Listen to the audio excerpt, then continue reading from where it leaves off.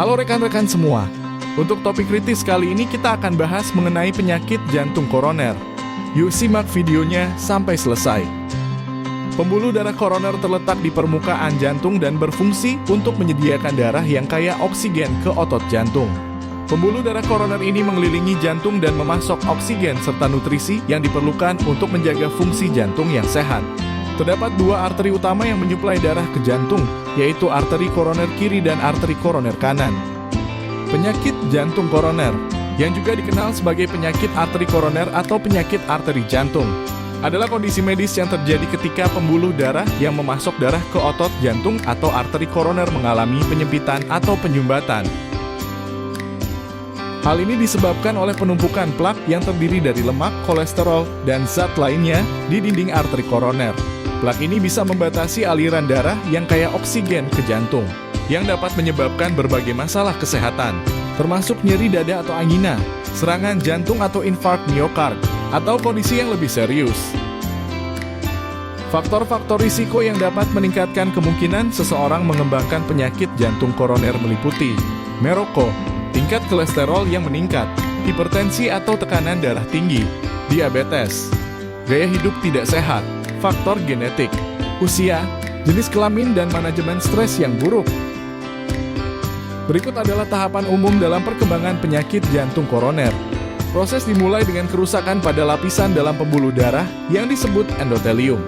Setelah endotelium rusak, zat-zat lemak, kolesterol, dan zat-zat lainnya dapat mulai menumpuk di dinding arteri yang rusak. Penumpukan lemak dan zat-zat lain membentuk plak aterosklerotik yang semakin mempersempit lumen arteri tempat darah mengalir. Plak ini dapat menjadi besar dan keras seiring berjalannya waktu. Plak yang semakin besar dan keras dapat menyebabkan penyempitan pembuluh darah, menghambat aliran darah yang sehat ke otot jantung. Penyempitan arteri koroner mengurangi aliran darah ke otot jantung. Ketika otot jantung tidak menerima cukup oksigen dan nutrisi, ini dapat menyebabkan iskemia, yang bisa menyebabkan nyeri dada atau angina. Dalam beberapa kasus, plak aterosklerotik dapat pecah atau retak. Ini dapat menyebabkan pembentukan gumpalan darah atau trombus di area tersebut. Jika gumpalan darah menyumbat sepenuhnya aliran darah ke bagian otot jantung, itu dapat mengakibatkan serangan jantung atau infark miokard. Bagian otot jantung yang tidak mendapatkan cukup oksigen dan nutrisi akhirnya bisa mati. Setelah serangan jantung, tubuh mencoba memperbaiki kerusakan dengan membentuk jaringan parut di area yang terkena. Ini dapat mempengaruhi fungsi kontraksi jantung dan mempengaruhi kinerja jantung secara keseluruhan. Proses ini dapat berkembang seiring waktu dan seringkali tidak menimbulkan gejala hingga plak mencapai ukuran yang signifikan atau terjadi penyempitan arteri yang cukup parah. Penting untuk diingat bahwa gaya hidup sehat seperti diet seimbang, olahraga teratur, menghindari merokok, dan mengelola faktor risiko lainnya dapat membantu mencegah atau memperlambat perkembangan penyakit jantung koroner.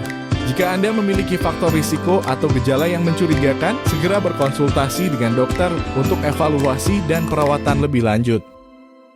Demikian pembahasan topik kritis tentang penyakit jantung koroner pada pekan ini. Semoga bermanfaat, salam sehat untuk Dewa Sehat. Sekian dan terima kasih.